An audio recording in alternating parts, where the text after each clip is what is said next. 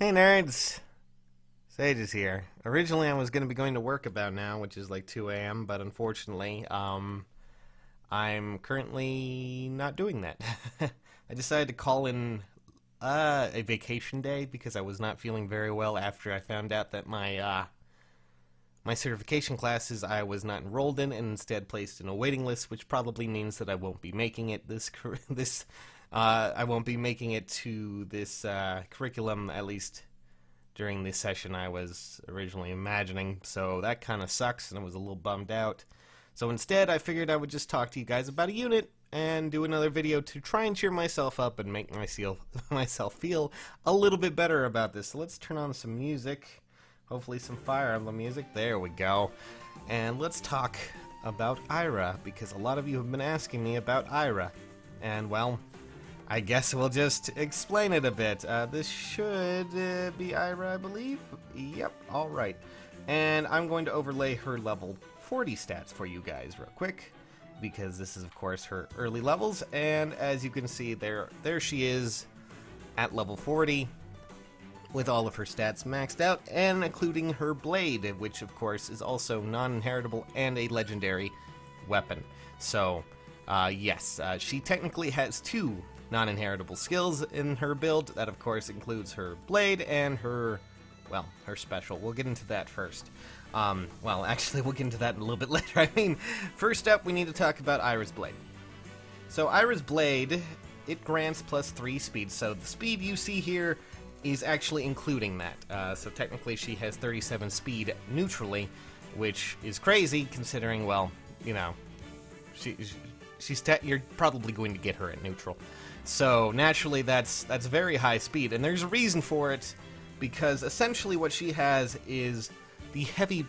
I guess trying to explain this, it's a heavy blade equivalent relative to speed. Essentially, if she has higher speed than the unit that she is attacking, she will get a special charge, meaning that it will basically work towards getting her closer to activating, I guess in this case, Regnalastra, which, yeah, that seems about right. That seems like a good ability to have for her on her weapon. It's specifically built for her. Something that is incredible. I don't know how to say about that other than holy crap, that's intense. So yeah, that's her blade. It has the speed equivalent of heavy blade. So built into it, meaning, you know, no need for an ability. And then you add in the fact that she also has Swift Sparrow, which is one of the best initiating attacks, initiating attack abilities or passives that you can possibly get in the game, because Swift Sparrow is just naturally a really nice one, combining damage and speed, so that's going to further elevate her. Not only that, but she also has Desperation, which is a great ability for, well, a speed unit. She's already built to be a masterclass speed freak, in a sense. Do a ton of damage, do a lot, do it quickly, and throw it out as fast as you possibly can.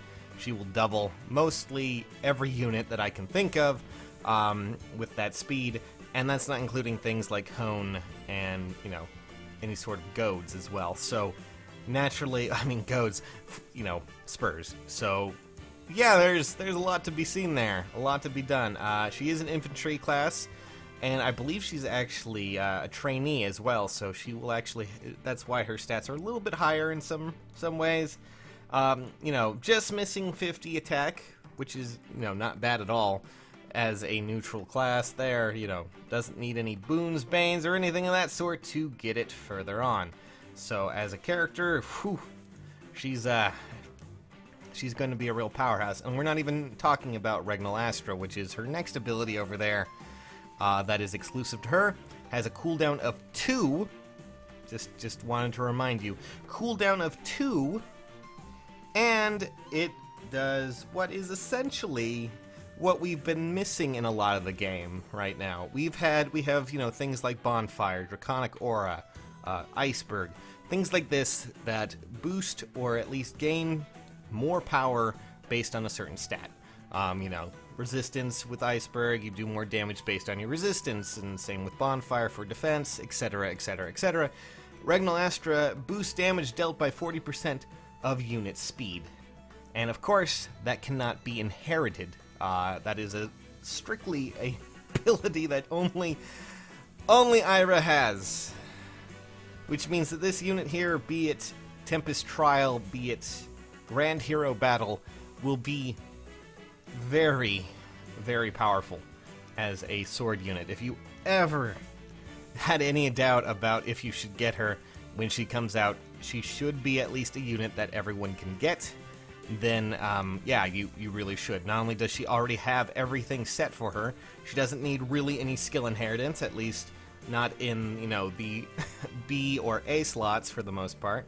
You might want to change out the B slot for occasional breakers and things like that. But her A slot is already Swift Sparrow, which is fantastic for her. She already has her own special skill, and of course her own legendary weapon that has a very nice effect to to basically combine with all of this. So naturally she is going to be a heavy hitter, very powerful, and people said there wasn't any power creep. I highly, highly disagree with that now, especially with her and Arvis and Sigurd and oh god, there's so many. Just so many. Good lord. Good